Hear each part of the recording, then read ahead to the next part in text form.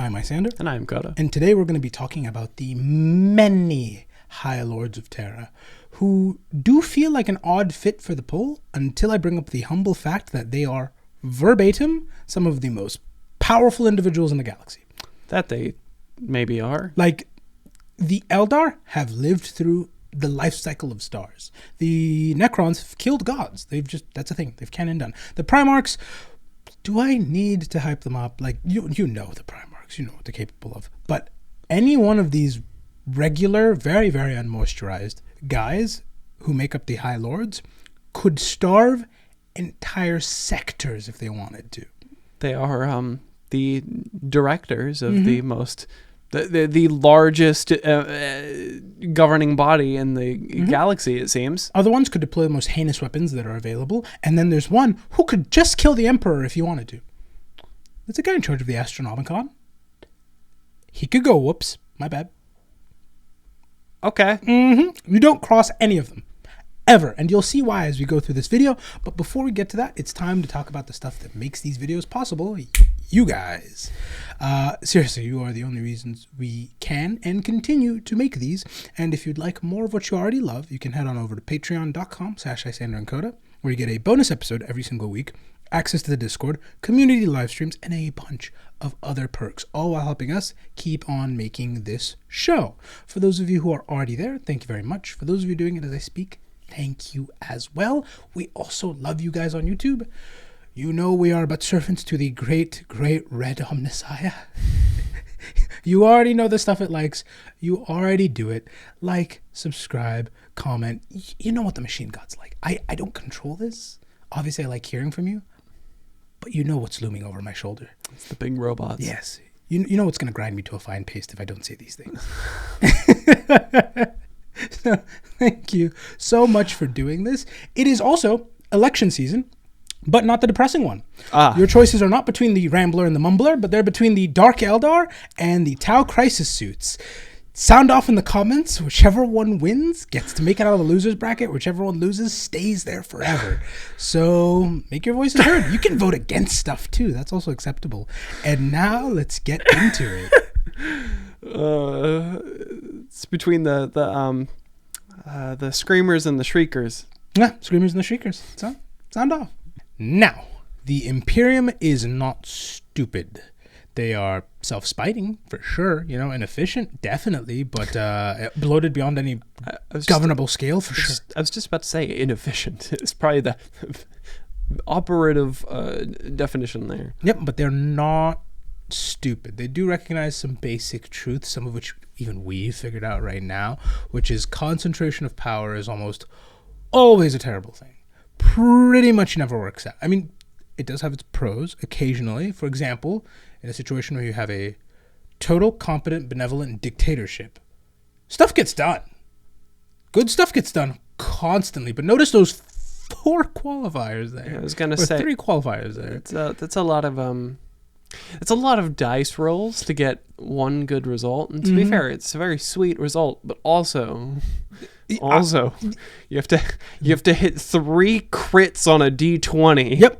It's just in a row. It's statistically not happening. There have been a few, maybe like 10 tops. Oh, and you're rolling with disadvantage. Yeah, and then congratulations, yippee, good for you. You took the gamble and it worked out. That person will die. You'll have to roll again. I think maybe you could do it twice in a row. Maybe I'm hard pressed to think of any civilization in history that's pulled off a 5+ run of competent, benevolent dictatorship. Like, that just doesn't. Total competent, benevolent dictatorships. That just doesn't happen. I don't think a lot of places have pulled off 1 or 2. Precisely, and that is the. Well, no. I think like Rome got 4 good kings deep before it started falling apart. I think Rome. I don't. Somebody will know. That's a promise. Were any of them all that good? Augustus, I think. That one was fine. He gave them the post office. And I think the fire codes. The post office is good. Fire codes, we love good public service. I think. Public service is good. I'm not sure.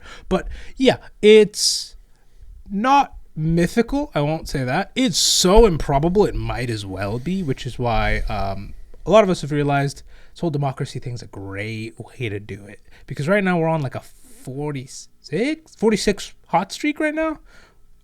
Everything's still intact. Now, to be fair, we're not all that old. 46 is still a good run. Not all that old. 40. I will look at any royal family and I cannot find 46 straight and nothing broke. It's only been about 200 or so years. Nothing broke for 46 people. They've royal families have had like a couple thousand on that.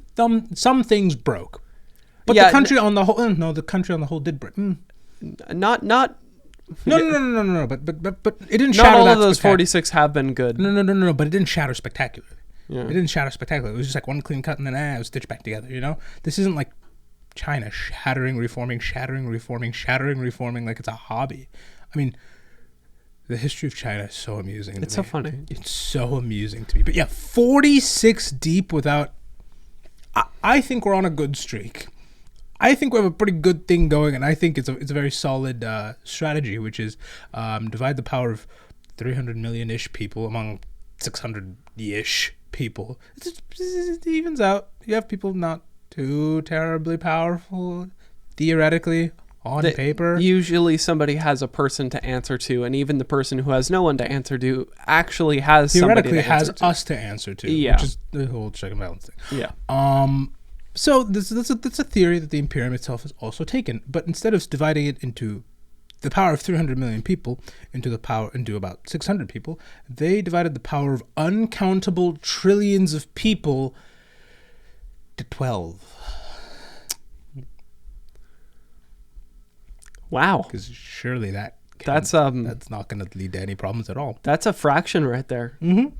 That's a fraction right there. They have some interesting power lines because it's not. Is it like a clock, like around the galaxy? No. It's not physical. You'll see what I mean. They're not physical lines dividing what each lord can do per se. Okay. It's more like departmental lines. It's not like you are the governor of this state or you are the governor of this state. Being governor's lame. These guys have way sketchier powers.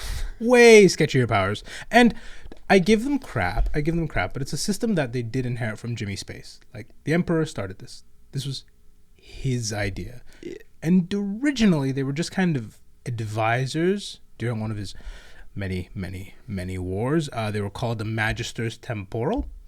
They then rebranded to the Lord Civilian, and then the High Lords Civilian. You wonder where they get their name from. I can see the process of transitioning. Yep. And at this point, we don't have the full 12 that we're going to be seeing all the time, but we do have about 3 chairs we'll be seeing all the time permanently, and then one that kind of pops in and pops out, It's on and off. Yeah, exactly. The first chair we see that will stay there forever is the Master of the Administratum, who is all things logistics. Isn't this Gilliman? No. Nope. This is a mortal man who is very politically important because he is the guy that decides how much fluid gets in between the gears of the Imperium. Is this not Gilliman's job? No. This job is not handed to him? Mm-mm. Really? Well, remember, at this point, when these chairs are put together, they are just advising the Emperor. I, however, will tell you what they wind up doing just because I'm not gonna double back. We can cover it now, you know? So back in the day, they were just advising on all things logistics. In the future, they control it, which makes them very, very politically important because if you want something moved, if you want supplies, if you want equipment, it ends with him. You have to kiss up to this guy. He quite literally has the power to grease or ungrease anyone's palms with ease. And you can't even, there's no oversight. Oh, you didn't get that shipment? Whoops. Miscalculation on my part. Teehee. Mm-hmm. That whole sector starved to death. Wow. I really should have carried the 0 on that one. Oopsie whoopsie. It happens to the best of us. He is so scary. You do not want to spite this fellow at all. No. Next up on the list is another one you don't want to spite, the Chancellor of the Estate Imperium. So just manage the house, the estate? No, he's the master of all records. Records? records. Yeah. Like vinyls? No, like Well, he's in charge of storing information. So like Library of Congress would fall under him, and there's some vinyls in there. Like, this guy has the best vinyl collection. We should go over and see it. Yep. But that's it. Guy can starve whole sectors. Chief bookkeeper. It's kind of... It's a little bit lamer, but I can see the merit. You still don't want to cross the guy who has access to your social security, your birth certificate, your job history, your education history. They can just make it so you never existed. He'll open a credit card in your name, log into your Amazon account, and buy the most embarrassing things. No, they'll just put it on Bring a Trailer. No. That'll render anyone broke fast. But yeah, you do not want to spite this guy. He also probably definitely knows quite a few sketchy things that most people should not and do not know. Probably. By virtue of he gets to keep the records. Yeah, he's the guy in charge of saving everything. I wonder, he probably just knows some weird stuff. Yeah, he's probably one of the only humans outside of the Inquisition who knows about chaos, the warp, the Eldar, how kind of boned everybody is, and that whole Horus Heresy thing. Now, considering how secretive they just kind of get about everything, yeah, makes sense. Next on the list is a Grand Provost Marshal. Provost sounds like a familiar title, but I don't remember. You're not going to get this one. No, It's the not. top cop. Top cop? Top cop. Yep. We haven't covered 540k yet, but they exist. They are called the Adeptus Arbites, and 40k started as satire. Yeah. And so they all look like Judge Dredd, which tells you everything you need to know about them. Yep, that nails their demeanor down to a T. I was going to make a dumb joke and ask if their home station was shaped like a Taurus. Oh, if only. Oh, if only. No. These are not the for fun, show up for career day, like cop dads or the beat cop with a notebook and the silly hat. Yeah, no. Nope. These are, honestly, to describe them as cops isn't accurate because they don't enforce the laws of the planet. They enforce the laws of the Imperium. So they're federal agents. They're the FBI and the CIA. ATF, kinda. ATF? Alcohol, tobacco, and firearms. So they're the ones who show up if you break laws regarding those three things. I don't really know the intricacies of the ATF. I know a lot of people complain about them, but that is the closest thing to their job. Where you break a state law, the ATF's not really gonna. They'll care, but it's kind of not their jurisdiction. There are other people for this, Yeah. It's the same kind of thing with the FBI where you break a New Jersey specific law, and I don't know what specific laws New Jersey have. Maybe tan level requirements. No, that's a Florida law. There's a fun one in Missouri. I think it's Missouri. Don't put an ice cream cone in your back pocket or something. Precisely. Let's say you're walking around with an ice cream cone in your back pocket. The FBI, the CIA, the ATF, they won't care. That's. It's not part of my job description. Someone else will deal with it, right? And then, Missouri cops will deal with that, if they want to. Which, again, we're getting into, the tier of rule where it's will a cop really write you up for that? If they don't like you.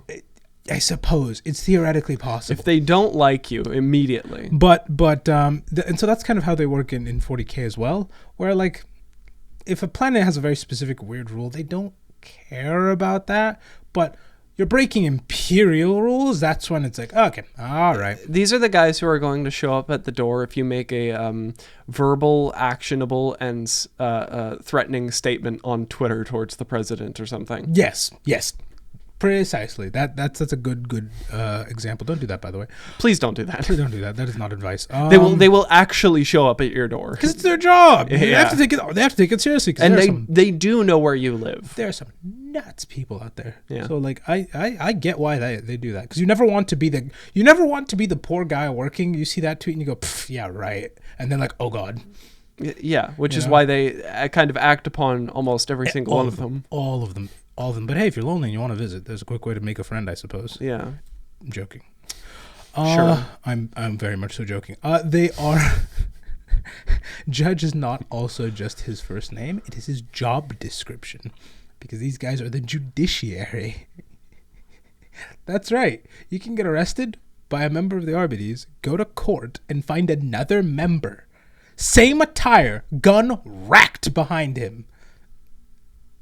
And that's your fair trial. Huh. The entire judicial system is just the fraternal order of the Arbites. The thing I love the most about the Arbites is because 40K was written by the Brits. It does take inspiration from their law, which means that they have case law, which means that these poor guys have to deal with 10,000 years of decisions that they must let stand due to precedent. And I think that's so funny. That'd be very... I think that is so funny. Like I could imagine this only leads to a little bit of corruption because I'm not reading all that. I'm just gonna shoot you. Facts, I'm not reading all that.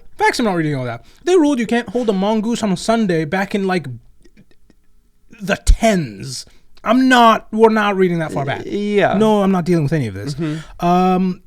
I don't really need to explain why you don't want to spite the man in charge of the FBI, the CIA, the district, the appellate courts, while also being the Supreme Court armed to the teeth. Do I?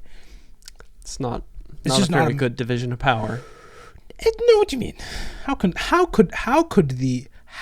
that level of concentration of power be bad? It's an awful division of power. That seems totally fair, and he definitely has someone he would answer to, right? It's an awful division of power. And the last of the 4 original ones is the Lord Commander Militant. You're gonna get this one in one. This is the big 6-star general that's sitting right next to the president. Yep. I like this one because it's the highest position that the humble guardsman can work towards. This is a good ending for a guardsman. It's not being gummed up in tank treads. It's not the guardsman's dream. Yeah, and also really freaking cool looking. He is dripped out. Look at that. That's a really good outfit. Does he not look like a Lord Commander Militant? I'd wear that. I love it. I love that outfit. I love it so much. For very obvious reasons, he's scary. He's effectively in charge of the U.S. Army. That's a lot of power. The entire. And there's no president above him. It's just him. He's the commander in chief. Yeah, well, there's a president, but it's a pile of rattling bones in the corner going, ah! So, like, It's a skeleton making that, like, default idle skeleton sound effect from Skyrim. Yeah. The weird creaky sound. Yeah, you're going to put it in. I am going to put it in. You play enough Skyrim. You'll find it very quickly. I think, if I remember correctly, I went back and played Oblivion. I think they reused it. Oh, is it from Oblivion? I think so. I can't remember. I think so. Okay. Maybe? Probably. Yes. Okay. I'll say yes. But those are the first 4, and you can already see that they're really swinging for the fences with some of the stuff they'll get allowed to do later on. Yeah, some of these are like... The distribution of power is pretty... But in the beginning, it wasn't that bad. They were just advisors, so they just kind of tell the Emperor, hey, by the way, this is happening. And the Emperor would go, yeah, okay, sure. He definitely already knows, but it's more of a reminder kind of. It's a system of sticky notes following him around. The Emperor would have his next science decision come up, and somebody's red sword would come up, or somebody's blue Erlenmeyer flask would come up. Yeah, that's pretty much exactly right. As the Emperor kept going to war after war after war, the Imperium getting bigger and bigger and bigger. More planets were being added, entire systems were being added. Obviously, you need new people, and so there's quite a few new additions that were added to help the growing Imperium, and they also got a bit more power, which is it's one of the many reasons the heresy kicked off. Really? Yes, because Space Marines feel some type of way about reporting to guys like you and me. It's a little... You're smaller than me. Small man. Kind of. I am literally built to be smarter, bigger, and stronger than you. How am I taking orders from you? Mm-hmm. Logically speaking, it makes sense because they weren't taking direct orders from them. It's more like the Great Crusade is this massive project to conquer everything with a dash of where's my son? help me find my sons, right? So there's a lot happening. Has anyone seen my son? Right? There are theaters everywhere, constantly opening up. And the Space Marines are very good. The Primarchs are even better. The Emperor is fantastic. This is still a taxing endeavor. They may have 2 hearts, but they don't have any spare eyes or any. Like there are limits to where they can be. They're not all-seeing and all-knowing, right? And so the theory is these people are here to help make this not a logistical burden. The war stuff is still all Space Marines. Like, they're not taking direct orders from humans at all. Like, that's just not happening. Yeah, the Space Marines and the Primarchs, they're good at this. That's what you're suited to do. But the supporting infrastructure around that war, now that's more being handed off to people and to this council specifically to help them out. Again, not a bad thing in theory. In practice, it does mean that, like, hey, Horus, bullets are tax deductible. Did we need this many? And that's gotta chafe the Master of War. Did you maybe have just held back a little bit? We need to cut spending. Right? And that's the kind of stuff that, like, slowly just needles at you where you're like, I'm technically in charge here, but, like, am I? Yeah. Am I? And especially... I have a job to do here, but, like, you are making it so hard. Right? And especially when there's Primarchs who, when they hit you, it's not a matter of physiology. It's a matter of physics. The gap is just... It's night and day. They have a punch with the power of the Ocean Gate Titan. Yeah, no, you're immediately liquefied on contact, and that's before we get into how some of them are just completely brilliant at some things, and you just could not beat them, even if you wanted Again, to. I'm still wondering how Guilliman is not just the seated at the logistics chair. Okay, here's the thing about Guilliman, right? And I'll admit it, I'm biased. I'm a Guilliman fan. This is known. He's like there. I don't have the Ultra Mug with me today, but like I usually do. He is good at logistics and administration. Mm-hmm. It's a waste. Mm-hmm. Because if you have Guilliman in the background doing that, then you don't have Guilliman in the front lines conquering the second most worlds to Horus. Because you have to remember, he's going a very Napoleonic approach of, I take this place, it's not part of the supply line, moving forward, and you just can't stop me. I see. And it's kind of better to let him be a feudal lord conquering zones instead of having him at home doing all the homework. As an aside, we'll get into this episode, because it's not a Guilliman episode, but it's obviously this is administration, this is tax code. Guilliman's going to be here. It's politics, you know? This is his thing. He shows up at least once. You'll notice a unique trend for Guilliman, which is he does fathom optics quite a bit, but if they are not 100% needed, he will disregard them at times. Like there's a couple of times where, I mean, like right now, take the Great Crusade, for example, where he's just taking world after world after world, and each world has tax code reformed and added into the supply chain. And it's like, to all of his brothers, it's just brown noser, you know? And even the people getting conquered, he's not thinking about like, oh, you have your own individual cultures to worry about. He's just like, this is your tax bill. This is your currency now. I will give him credit. He does try and, like, when he takes, if I remember correctly, I have to double check this, but if I remember correctly, when he does take a planet, he does make a point to recruit from that planet. That way they feel represented. Because he knows, like, it's better to have them just feel represented and a part of the system than, like, them feeling taxed without representation, and it's like this whole thing. Well, I mean, also so he does understand that. Also helping them integrate into the wider Imperium, because I imagine with such huge sprawl to everybody in the galaxy, we get like a Dune phenomenon where the most alien things are like people now. Yeah, and there is a little bit of that. Like, it does show up, you know, with everything painted standard issue ultramarine, you know. So, like, it does help ease the transition, because it's not the Imperium of Man is here, but it's like, you know, it's like this guy from Ultramar. Yeah. You know, so it does help it a little bit. And those are the times where he does care about optics. Other times he will name himself Lord Commander Supreme over all fish, men, and mammals, and then use that power to make it so everyone can now take rights on red, and then immediately relinquish it. Everyone goes, That's a terrifying thing you can do. I get why he has done that, because he'd rather not play telephone with a bunch of people who are going to debate this topic. He knows what is going to be the best rule for the road. I'm just going to do it. I'm just going to do it, and then I'm just going to leave because that's all I needed to do. It's kind of like when people ask me for help, I don't describe what to do. I just say, let me see the controller. Yeah, exactly. And so in Guilliman's case, this is less of a problem for him because, I mean, everyone with eyes, they can tell, like, ugh, you're supposed to stick around. For the other Primarchs, if we're already taking orders, from their perspective, if we're already taking orders from people, and they're already able to stand in our way, are we going to stick around after the war, you know? Like, some of them have a good retirement plan. Like, you see Guilliman, you know, like, oh, yeah, you're going to need statecraft after wars. Yeah. You see Vulcan, yeah, things are going to need to get built. Dorne, of course we're going to need skyscrapers. Of course we will. Yeah. Right? But, like, some of the others, you're like, I don't know if I have a job after this. What are we going to do with Perturabo? Well, no, Perturabo is still good. Because industry.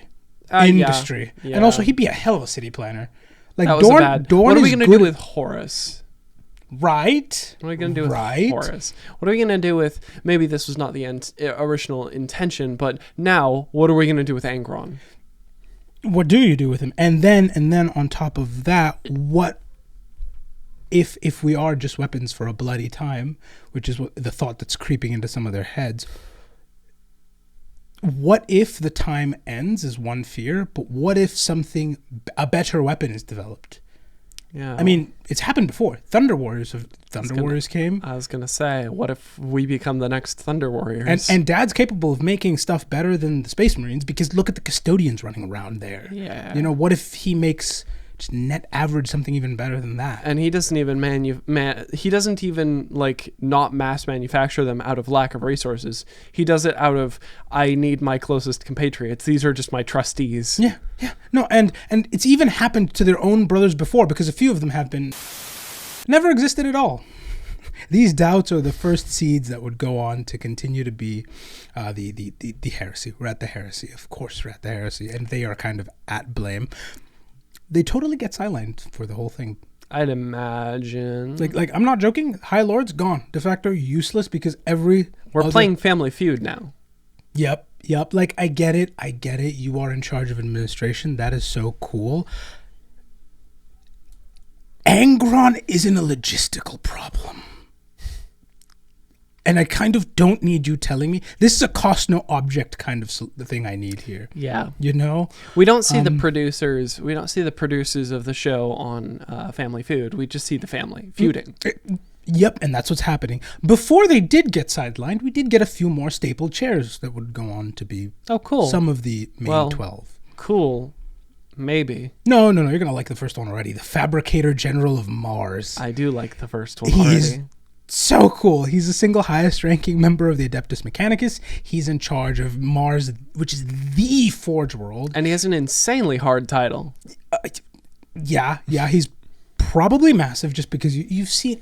I've seen Belisarius Call. He's a mountain of a man, and most of him is metal now. Yeah, I love Mechanicus art, because you can really just see the whole man. You have fully committed to abandoning anything close to a body. Yeah, you are fully transhumanized. Yep, he is in charge of the faction you need to make anything from weapons to basic tools. On top of all of that, he's also the guy who prints the service manual for every car you need, and every mechanic ever is a part of his union and worships his god.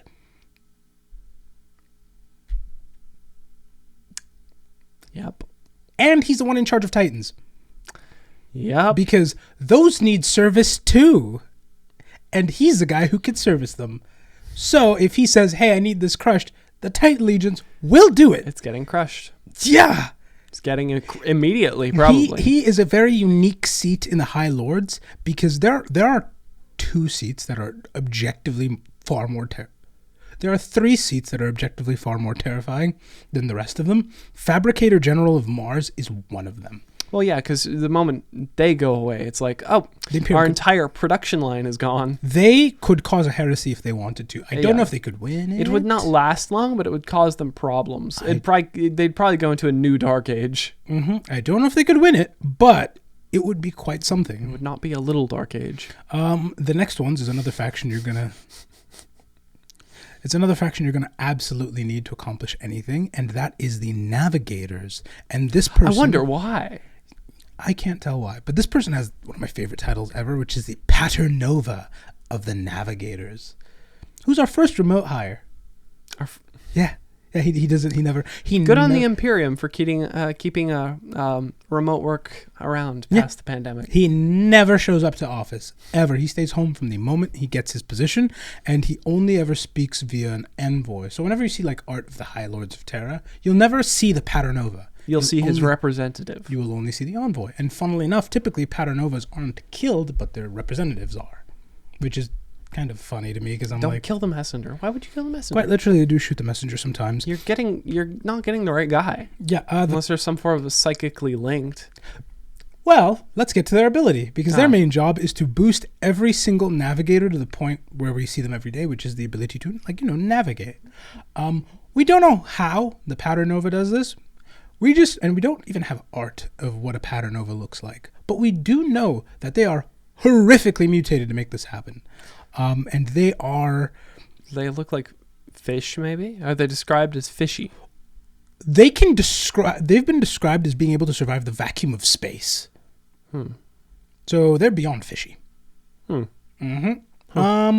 is a full-time job that requires them to mutate to even perform it, and they never, ever, ever, ever, ever leave their house because of it. They're always doing it from the moment they get the job to the moment they die. And when they do die, navigation doesn't stop per se. But it gets harder, I'd imagine. Yeah, it gets greatly diminished. Instead of using like Google Maps and you have the full internet, like when you're in a place with no service and you're just relying on cached maps to get somewhere. It's a little bit like that. It's not the worst thing if it doesn't go on for too long, but like, whoa, please. Please get me internet immediately. Yes. My turn might be coming up. I don't know. Yep, you don't want to spite him in any way, shape, or form because you need him to get everywhere. Fun fact, when the Emperor was working on that whole human infinite fast travel network, the Navigators didn't like that one bit, and they got this close to sabotaging it.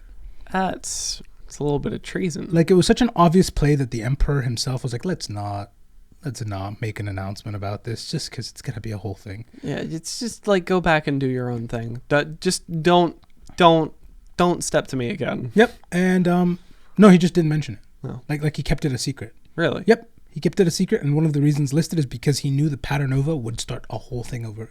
Yeah. I mean, the Paternova still found out, but the Emperor tried. Another fun fact about them is when a Paternova dies, a battle royale commences. They play Fortnite? Yep. The most powerful member of each house immediately just starts going at each other, and with each kill they begin twisting and forming and becoming stronger and stronger. At first it's really basic, like, oh yeah, you can now survive underwater, like your heat tolerance is through the roof. Whoa. Eventually you will get to like vacuum of space levels. You become a tardigrade effectively. I was just about to say. And it's the winner of that one ascends and becomes the next Paternova. Funny thing is, when that guy ascends and the internet's turned back on, so to speak, not every navigator gets their powers back. And funnily enough, everyone in the new family, because sometimes like it's the families duking it out, the new family will discover that their powers have gotten greatly enhanced. They can play favorites.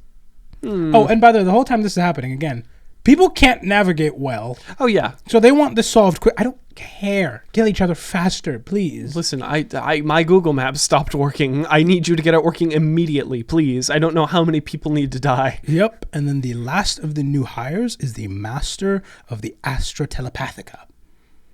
He's psychers. He's the guy in charge of every psyker ever. He's got a huge, massive brain. He's usually very, very knowledgeable on the subject, and usually a hell of a psyker in and of himself. I'm imagining, you remember that one episode of Jimmy Neutron where Sheen gets smart? Mm-mm. You've not seen that episode? Nope. His head expands. He becomes smarter than Jimmy. Yeah. Nope, I haven't seen that one. Yeah. I don't remember that one. Of course I remember Ultra Lord, but I don't remember that one. Sheen, this is the 5th time this week you've brought in Ultra Lord. Oh, is it Ultra? No, it is Ultra Lord. It is Ultra Lord. No, it's Ultra Lord. Okay, did I say Ultraman?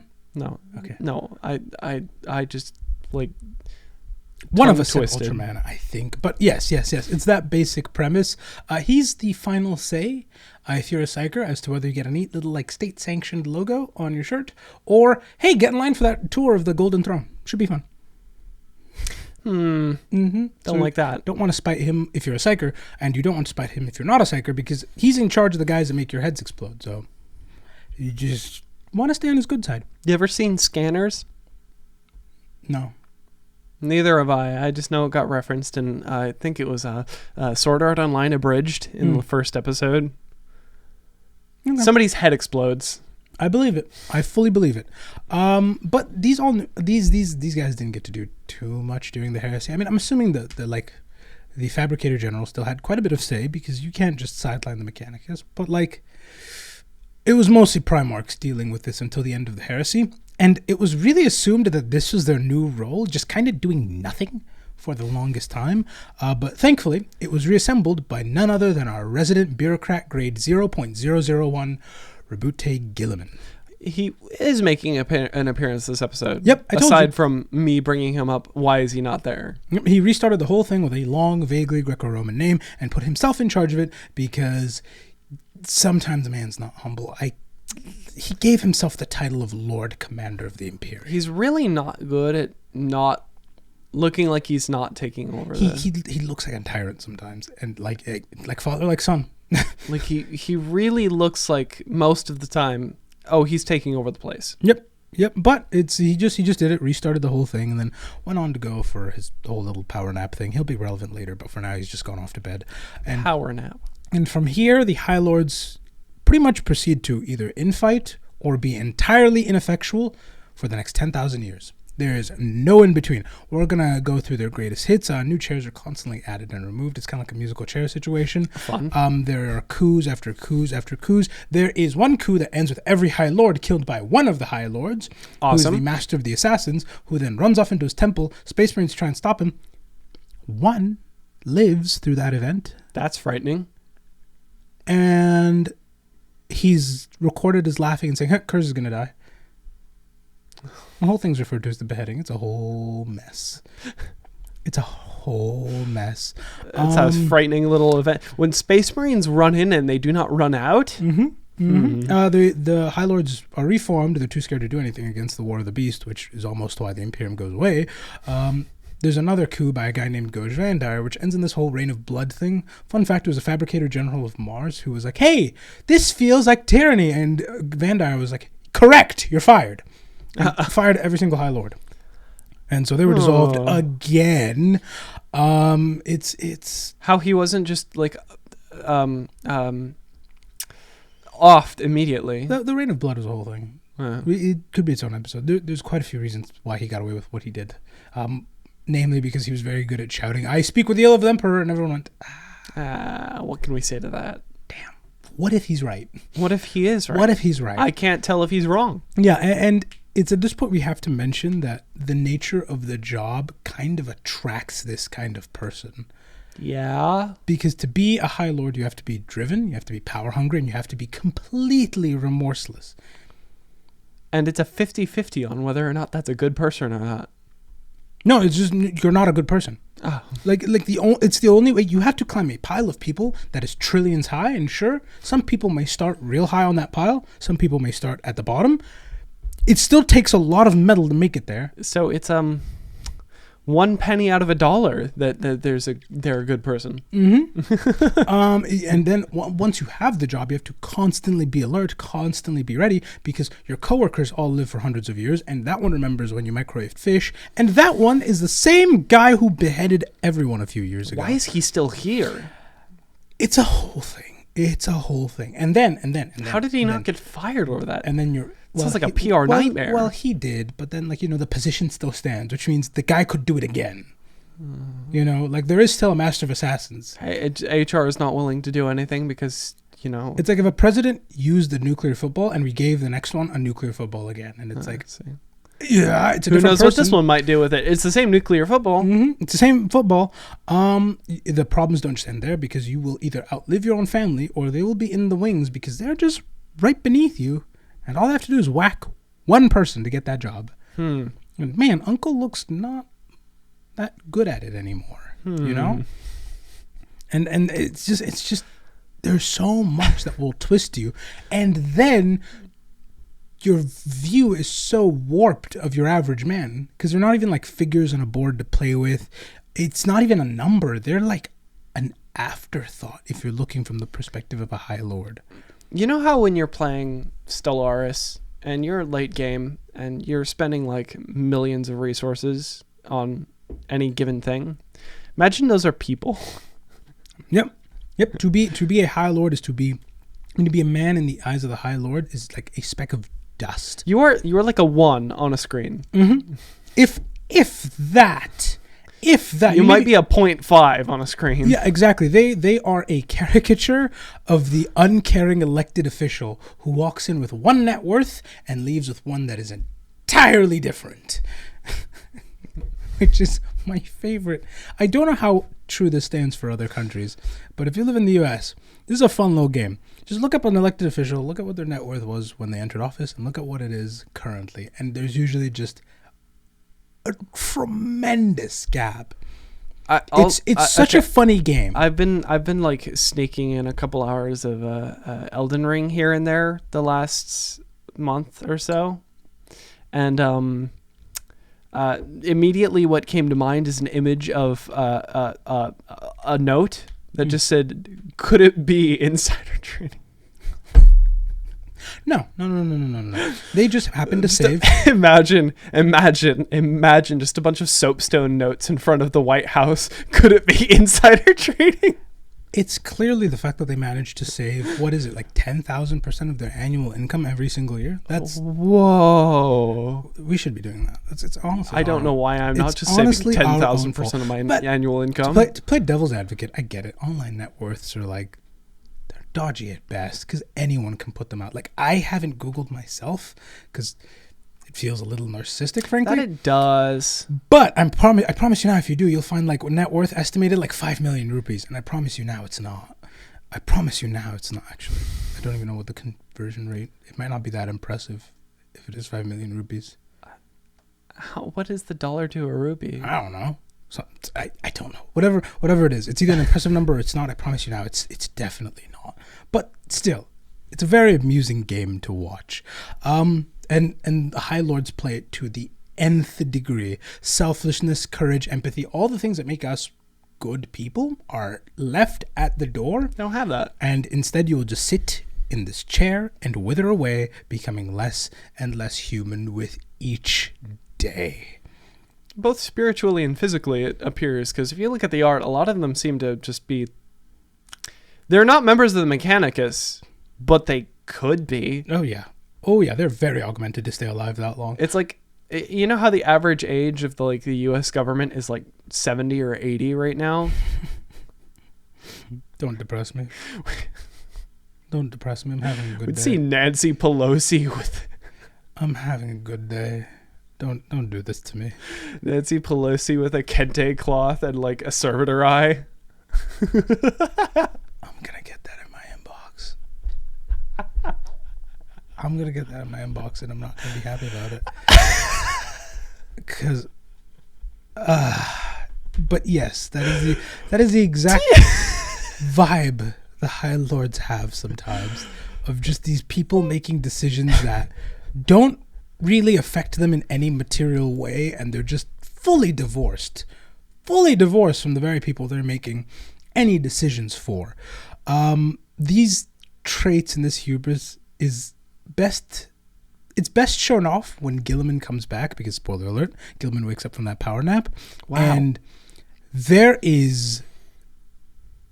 don't take it well at all. They get worried, I assume. Up until now, they were pretty much unquestionable.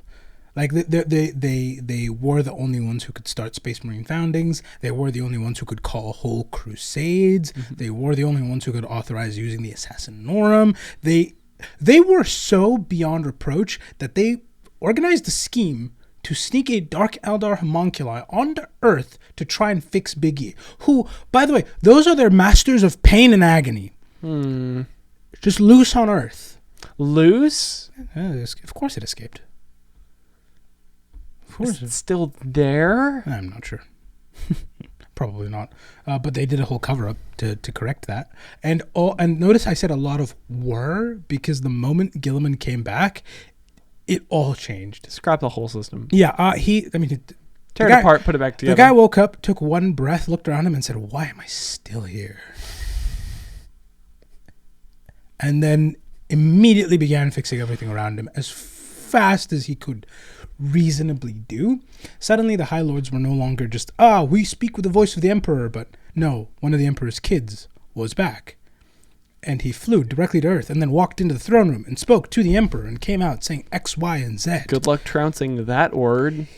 Yep. It's not happening. Nobody else has managed that. I mean, Custodes, even they have a hard time being in that room. For sure a man couldn't.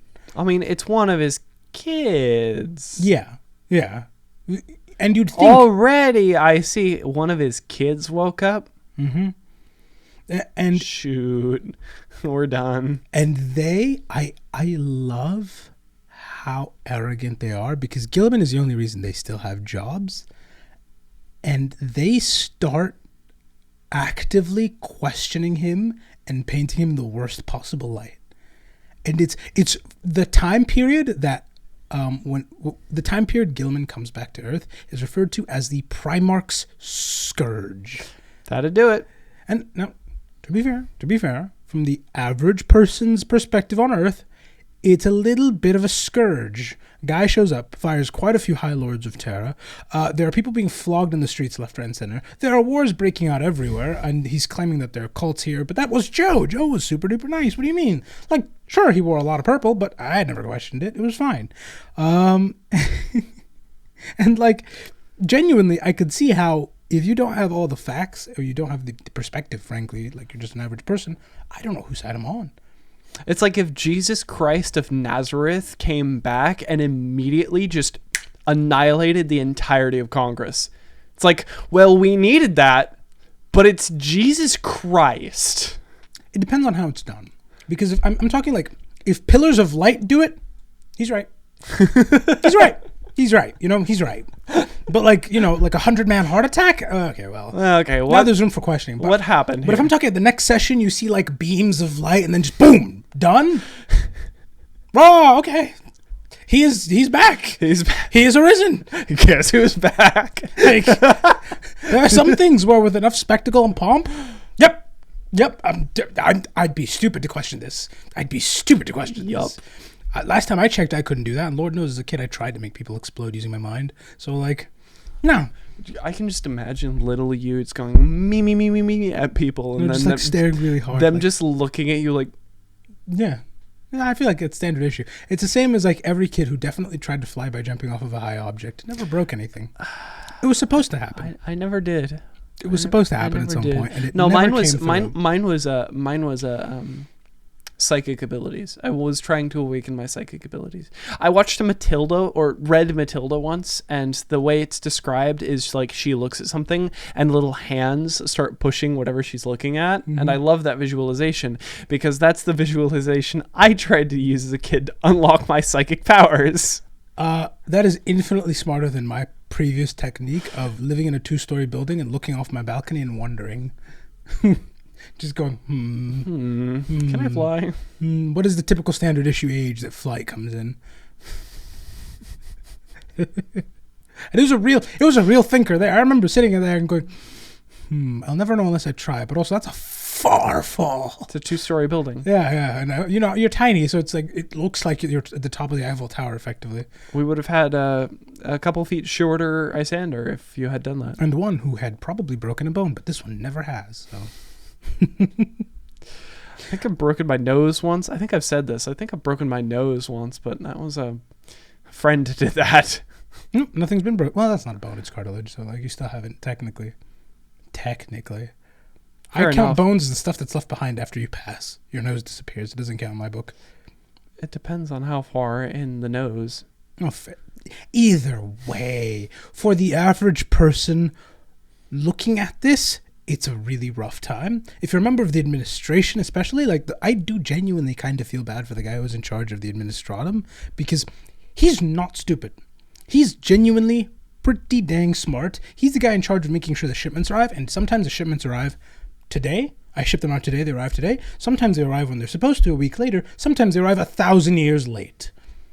And it's a jarring difference between those three outcomes. And calculating for that is not an easy feat at all. I know. And he was handling the job fairly well until standard issue ultramarine armored uncaring obsolescence looked him in the eye. And he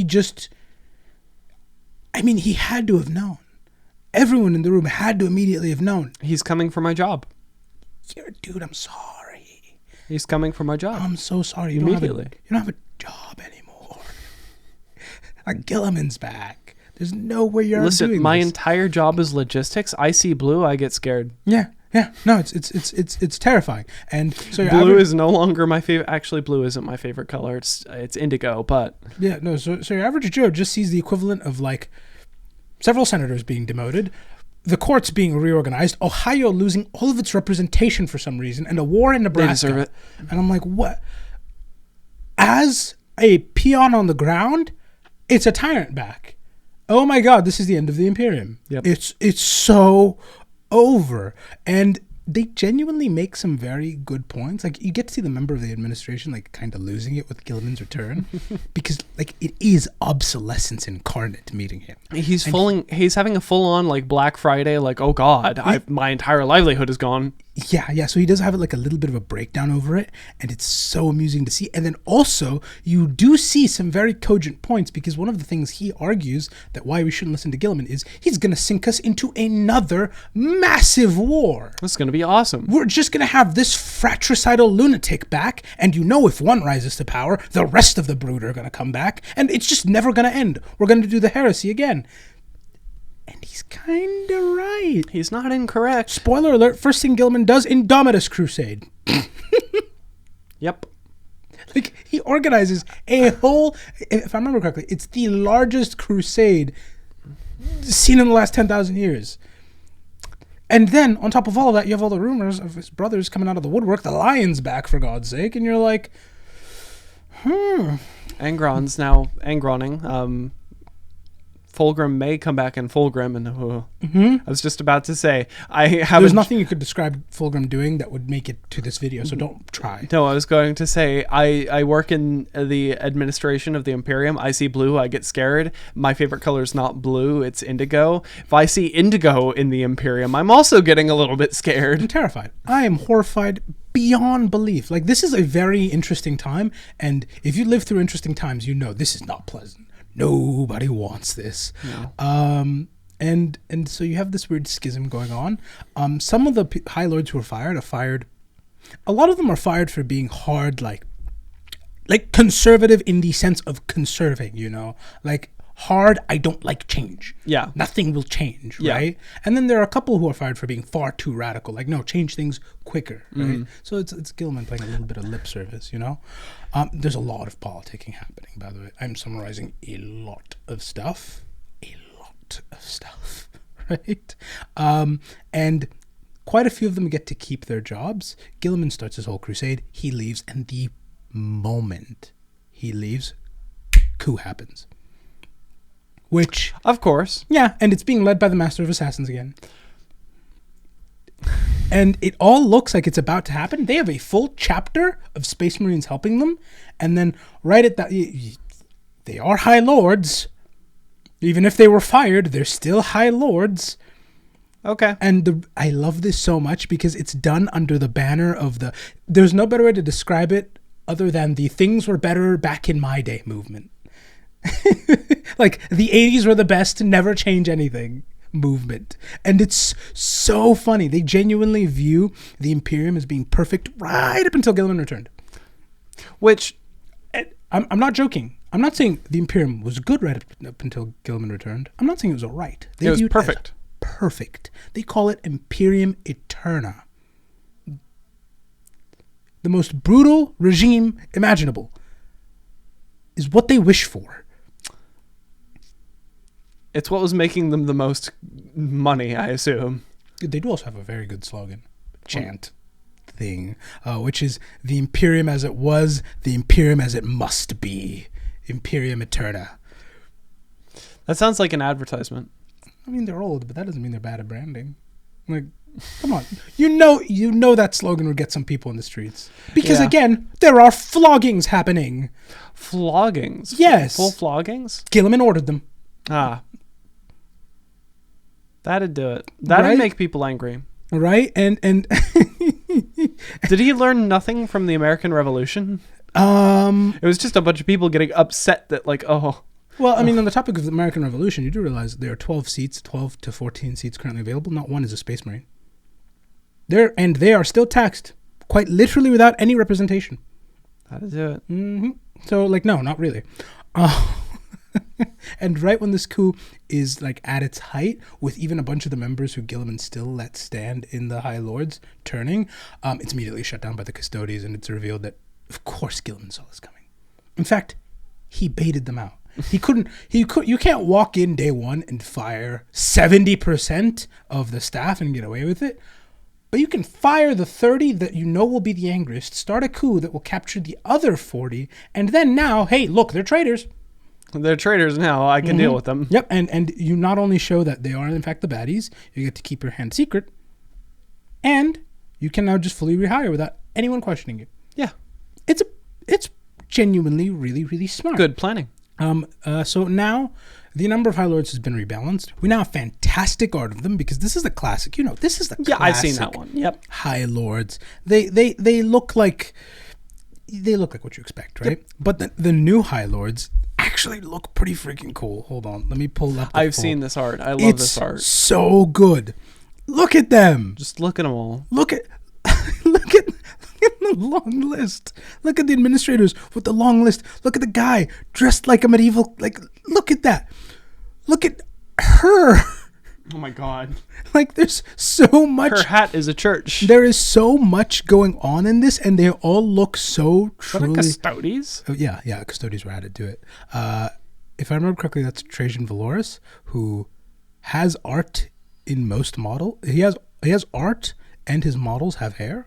But this is the only piece of art where he doesn't have hair, which does confirm the existence of Astartes pattern baldness. So, I was gonna say it's probably the stress of the job. No, really, no. They can bald. I choose to believe it.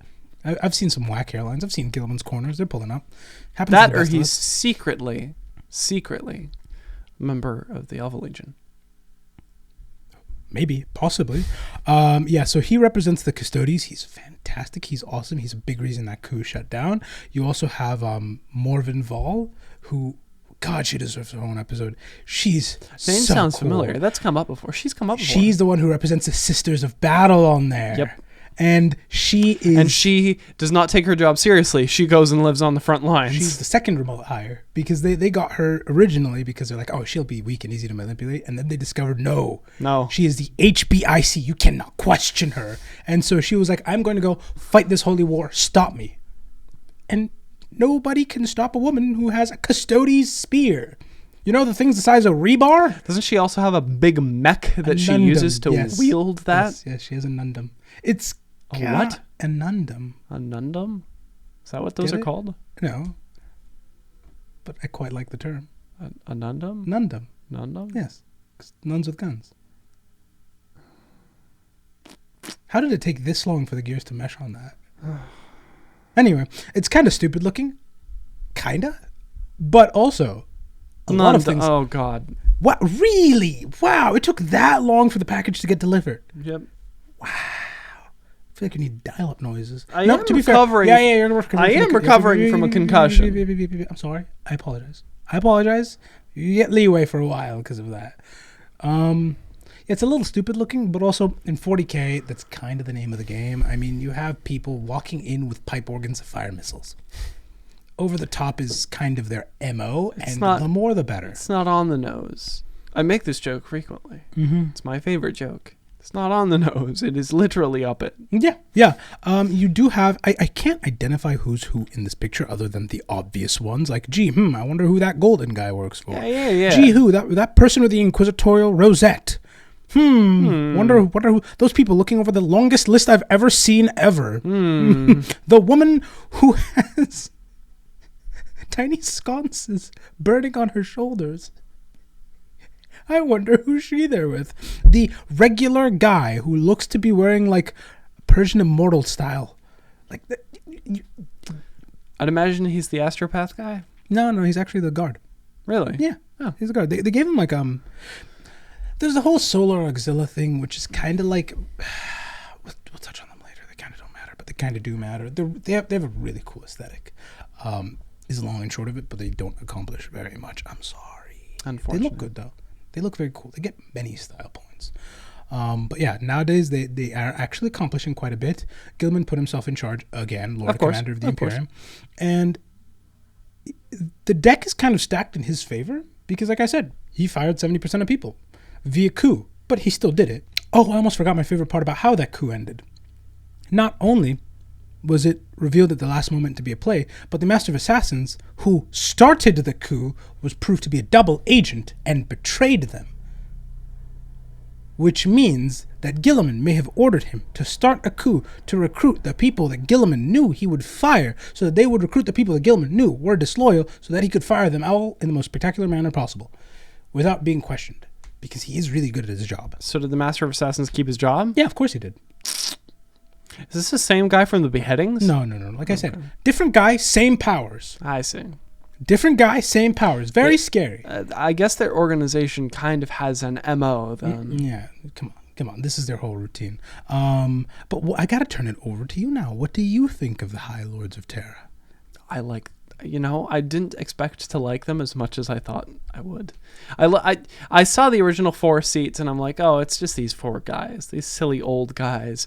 But no, hearing about like the weirdness and the politicking that happens, I would love to see like a Game of Thrones styles like series just about the High Lords of Terra. There are quite a few just political books. I would love to see that. And we should cover them. They're very good. I quite like them, but yeah, it's deep politicking. Game of Thrones pre-season 8. It's the only reason why I haven't watched the show. You should just watch it up to season 7 and then pretend 8 didn't happen.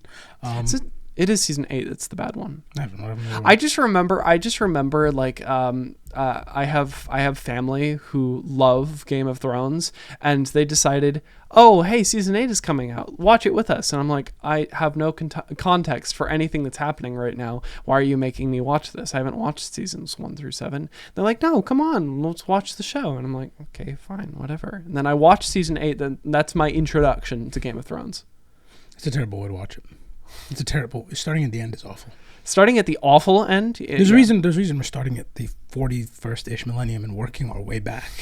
There's a reason I've avoided the Unification Wars like the plague, because it wouldn't make sense.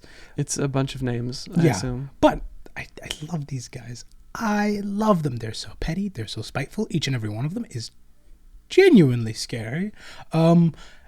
If any one High Lord, because that's what happened with Gauche. He was a High Lord who got command over 2 departments. Instant despot. Instant, unquestionable despot. That'd do it. And really, if you think about the powers, like any one combo of them, it's pretty awful. I think the worst one would be Master of Assassins and Fabricator-General of Mars. Yep. I don't think you're not topping those. Yeah, you're not topping that. Nope. That's real high up there. But yeah, they're very fun. I love the art refresh they got. It's very nice. It's very cool. But at the same time, I kind of prefer the older stuff. Do you? Only because it did a better job of selling the like uncaring elected official that this is supposed to be. I am old. I'm going to be here forever. I am modified because I can afford it. These are good modifications. Yep.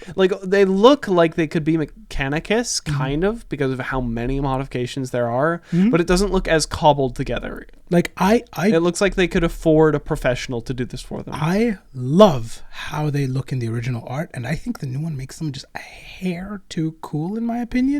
Because tune into whatever version of C-SPAN you have going on, there's not one legislative body that has anyone that looks like Trajan running around. Like, that's just not happening. No. They typically look more like the original High Lords art, you know? Yeah. And so that's kind of the reason I like them more, just because it is so fitting that some of the most powerful people in the Imperium and some of the people bringing it to the most ruin are just like these uncaring It's the people at the windbags. top who don't give a shit. You know, and like if you could get to them, they're not that like menacing. You know, they're not some like it's not the typical problem with Space Marines in charge where it's like, even if I could get to him, there's nothing I could do. No, if you get to him, you can do a lot. Yeah. Like physically, there's nothing they could do to stop you. But the problem is, they're just shielded by so much. The High Lords are still susceptible to bullets. Like the modern High Lords, in my opinion, look too effective. Like they look like they'd figured out this whole Imperium thing way too fast. To be way too fair, fast. Gilliman rehired all of these. That is also fair. He would hire competent. Yeah. And so maybe we are moving towards a more hopeful era where, like, again, you have these more effective looking High Lords who really will be effective at their job. I mean, everything does need waxing and waning. If Chaos gets to split the galaxy in half and the Necrons get to keep waking up, I suppose the Imperium We could gets make to the have, Imperium like, a little bit more effective. decent leadership. Yeah. You know? But then I feel like, what's holding the Imperium back if they have decent leadership, you know? I mean, my big hope for Warhammer 40k is that we get a big bombastic end where it does Don't like ask for an end times. No, I'm not asking for an end times, but it would be cool to see like several factions band together against one big bad. I assume it'd be the Tyranids. Probably be Chaos. Really? I think so. You think so? They split the galaxy in half. Yeah, that'd do it. I'm genuinely curious. I want to see what the consensus is. Do you like the newer High Lords who look like they actually They're do their effective, job? they know what they do. Or do you like the old school, like just the stodgy looking ones where like there's so much skin sag happening, man. There is so much skin sag happening. You have affected my bottom line. I'm writing a new tax code specifically to make you the poorest possible. I'm very curious to see which variant you prefer. Obviously, both are well done because GW pays their artists phenomenally well. Yes, that they do. But I am curious about what the general vibe would be. I mean, in my opinion, what I think is going to happen is if the High Lords, because of Gilliman, become actually effective and the Imperium actually gets effective leadership, then the only logical response is for other Primarchs to keep popping up. Yeah, which to be fair, because like think they're about probably going to do that. It Effective- seems to be very profitable. like effective High Lords, Gilliman's back, the Lion's running the War Department. You need something to stop that lineup. Bring Fulgrim back. Perturabo. Perturabo, you think? I think Perturabo. Well, they already have like. No, there isn't canon art of Fulgrim. I just think of one piece of art that is really good. I think bring back, give Chaos some brains and brawn at the same time. Yeah. Like give me Perturabo. Well, technically not Chaos. I mean, Perturabo's Chaos. I thought he said he doesn't like Chaos. He's not going to use it. No, he does. Well, He's Chaos. He just doesn't have a god specifically sponsoring it. But he is Chaos. He's more of like undivided, if that makes sense. We haven't really seen a lot of him. We know he's doing a lot. He's been described as being this massive dreadnought looking thing, which I kind of hope we see. There's a really cool piece of art I see of Perturabo, and I use it quite frequently. It's probably up right now. Just make him Titan sized. It's yeah. Just make him Titan sized. I don't care. It doesn't have to be. I'm not talking massive skyscraper Titan, but like Warhound, you know. Make him size colossal. No. Not like the god engine Titans. I just mean like Warhound. You know, like the tiny ones that are still pretty big. Size huge. Yeah, that's huge, I'd say. But that does wrap up our episode on the High Lords. Again, it is the Dark Eldar and the Tau. One will lose, one will stay in the Tau losers crisis suit specifically. bracket. Yeah, but you know, we'll see who wins and loses this losers bracket. As always, thank you so much for tuning into this episode, and thank you for being you.